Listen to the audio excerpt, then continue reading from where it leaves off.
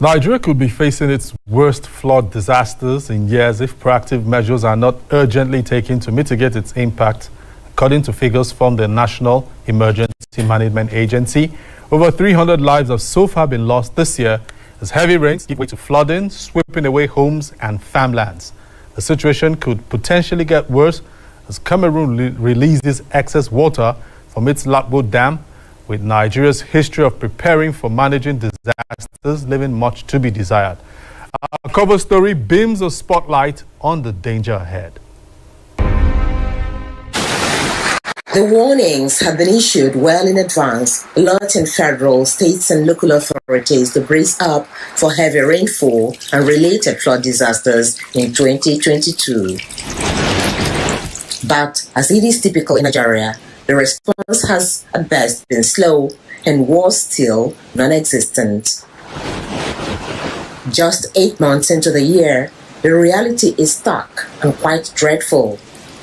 372 deaths and counting, 277 injured, and over 37,633 homes affected across 33 states. Early warning provided as early as possible, but which requires early action.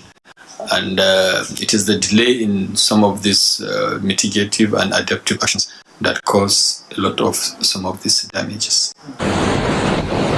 The situation has already been compared to the flood disaster of 2012, in which over 2.1 million were reportedly displaced and 363 killed with attendant material losses. Exactly 10 years down the line, the prospects does not look good, with more floods expected and valuable lessons appear to have been lost. On Friday, September 23, the Nigerian Hydrological Services Agency again warned of heavy buildup of water in the River Niger and Benue. To complicate matters, the Cameroonian authorities announced the release of water from the Lakdo Dam. On the 14th, both the Kaenji, Jeba, and the Shiroro, they opened their gates. That means so much flood coming down. All of this will converge in Lokoja in a few days' time, and then begin to move out to the Niger Delta. The states to be affected are Bayelsa, Rivers, Cross River, Anambra and Delta states. Others are Edo, Kogi, Nasarawa, Benue, Taraba, Adamawa, Niger and Kebbi states. Already, heavy flooding have been witnessed in Cross River and Jigawa state. Kogi, which is at the epicenter, gets battered by flood each year, and the situation in 2022 may not be different. Nigeria cannot be said to be unprepared for the Lakdo Dam problem.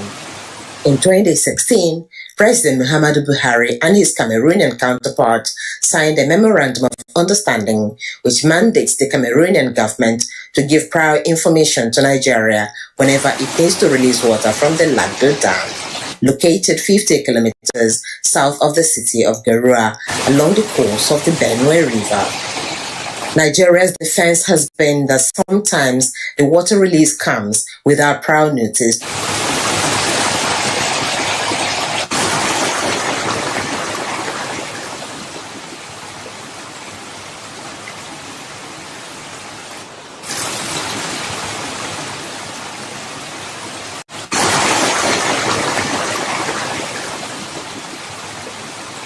It's not just the release of water from the Lakdo Dam that is the problem of flooding in the country.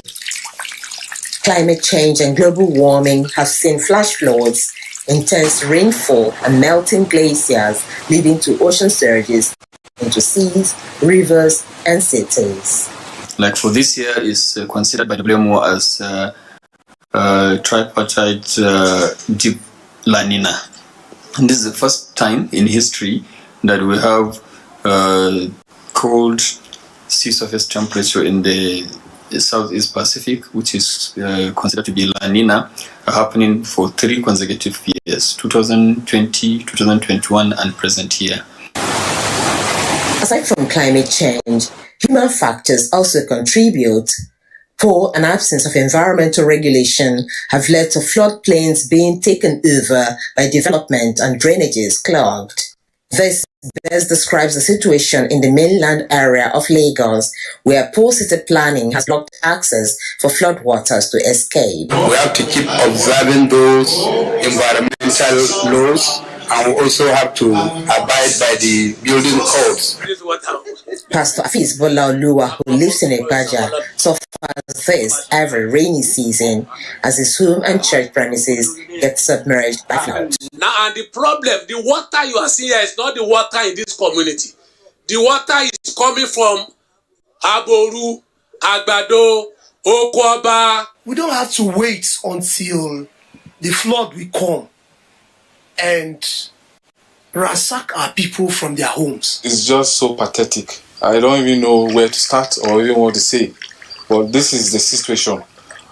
All my life is about to submerged. The National Emergency Management Agency now appears set to activate pragmatic emergency measures in all states at risk. The National Emergency Management Agency, NEMA, is monitoring the situation and will consider the activation of Emergency Operation Centers, EOCs, to coordinate the flood disaster response in all the states at risk. To address the challenge of flooding in Nigeria, experts say there's need to integrate the knowledge of weather in the provision of climate-smart infrastructure.